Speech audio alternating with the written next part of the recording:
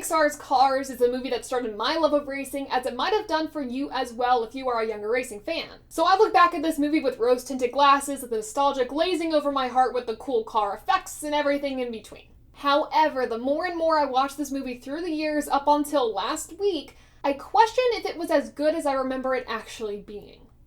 Before we start, make sure to subscribe to the channel for more great content. Now, on to the review.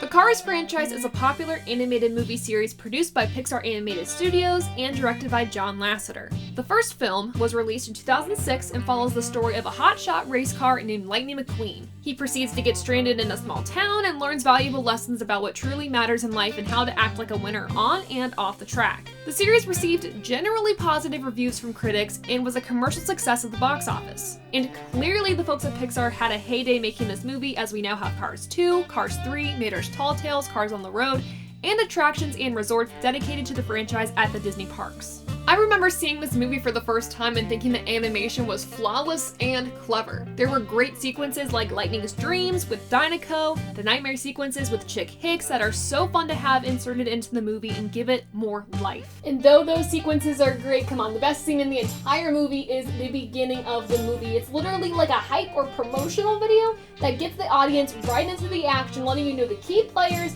and what's going on in the movie, plus just the music with Sheryl Crow.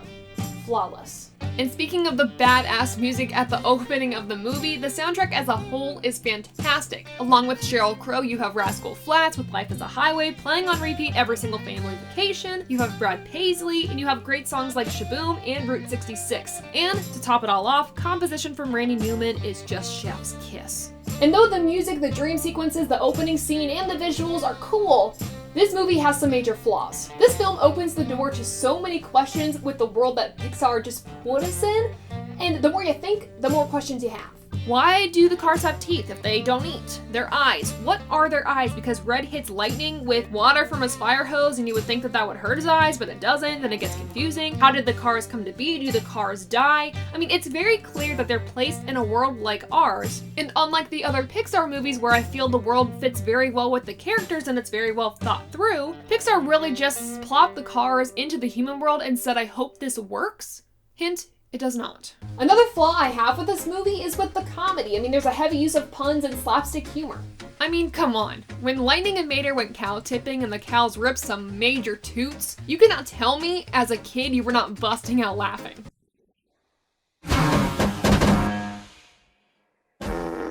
So to kids, that humor is hilarious, top tier. But if you look back as an adult, not so much. However, like other Pixar movies, there are clearly adult jokes in this film. You just have to look for them. And I say this with love because he is my favorite character in the franchise, but Mater carries the comedy through this entire film, and it gets really annoying. His character's innocence and lack of smarts provides the bulk of the comedy relief, and the fact that Pixar felt he needed his own movie? Yeah, I digress. I can't do this right now. Overall, the biggest flaw that I find with this movie is about the focus of the story, and this is where I think the Cars 3 movie thrives.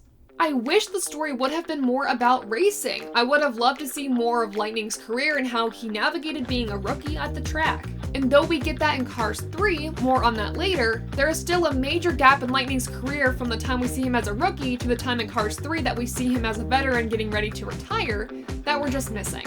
Sure, we love the story of Radiator Springs and the fun friends we meet along the way, but I do understand the whole point of taking Lightning McQueen outside the track is because he wouldn't have been able to grow as a character otherwise. He's treated like the best thing since sliced bread while he's at the track, so to get a knock to his ego, he has to be removed from that environment. Regardless, I do have a soft spot for this movie. It takes me back to my childhood, fills me with nostalgia, and yeah, the visuals stand the test of time, and it's pretty freaking cool. So with that said, with room for improvement, I give this movie 7 out of 10 cars. But what are your thoughts on the movie? Let me know in the comments below, and make sure to check us out on our social media pages at @_TaylorKitchen_, at TobyChristieCom, and at Above the Yellow Line for more great motorsport content. And finally, I want to give a huge shout out to Shaq Eye Gear and our new partner FilterTime for their support. For FilterTime, make sure to use the promo code TOBY15 on your first order to get 15% off. Until next time, what other movies should we review? Let me know in the comments below. Thank you all so much for watching, and until next time, I'll see ya. Want to see more awesome racing content? Make sure to subscribe to the channel and check out these videos right here.